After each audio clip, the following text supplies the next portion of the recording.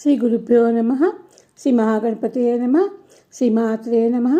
శ్రీ విష్ణు రూపాయ నమ శివాయ. మనం లలితాష్టోత్తర శతనామాలు చెప్పుకుంటున్నాం కదండి. నిన్నటి దాకా మనం 76వ నామం దాకా చెప్పుకున్నామండి. శ్రీనాథ సోదరీభూత శోభితాయై నమో నమ. ఉన్నది ఒకటే శక్తి, అది పురుష రూపం ధరిస్తేనేమో నారాయణుడు, స్త్రీ రూపం ధరిస్తే అమ్మవారు. అక్కడ దాకా చెప్పుకున్నాము. 77వ నామం అండి. చంద్రశేఖర భక్తాది భంజనాయై నమో నమ. దివ్యమైన నామం అండి. చంద్రశేఖరుని యొక్క భక్తుల ఆర్తిని పోగొట్టే తల్లి అమ్మవారు.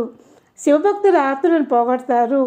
శివభక్తుల ఆర్తిని శివుడు పోగొట్టాలి, కానీ అమ్మవారు పోగొడుతున్నారా అంటే శివభక్తులపై శివుడికి దయ కలుగుతుంది కదా.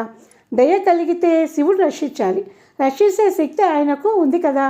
ఆయన యొక్క దయకి రక్షణ శక్తికి రూపం ఇస్తే అదే అమ్మవారు అన్నమాట. శివుడు దయతో రక్షిస్తున్నాడు అంటే దయ రక్షణ స్వరూపం అమ్మవారే కనుక ఆ అమ్మవారే భక్తుల శివభక్తులను అనమాట కాపాడుతున్నారు. శివుడు అంటే అమ్మవారికి మహాప్రీతి కనుక శివభక్తులను పిల్లలాగా దయ చూస్తారనమాట ఆవిడ.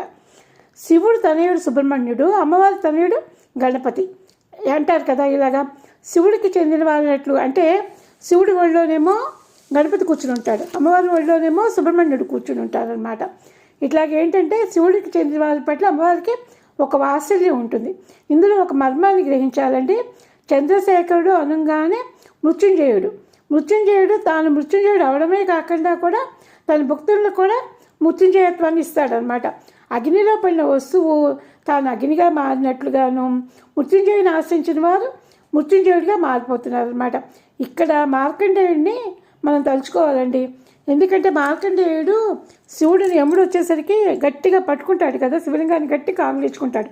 అప్పుడు ఏంటంటే శివుడు కుడి చేత తలపై నిమిరి ఎడం పాదంతో తంతాడనమాట.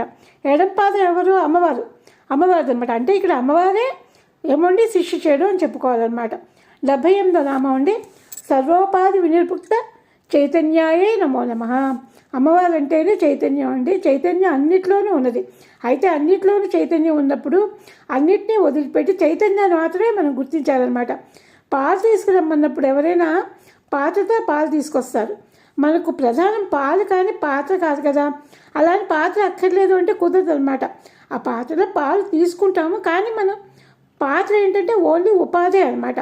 పాలు చైతన్యం, ఉపాధిలో చైతన్యం ఉంది. ఈ ఉపమాన అర్థం ఏంటంటే ఉరికిని మనం అర్థం చేసుకోవడానికి, కానీ అంతకన్నా ఇంకేం కాదండి. ఉపాధులు అనగానే శరీరాలు అంటే ఉపాధులు అన్నింటిలోనూ చైతన్యం వ్యాపించి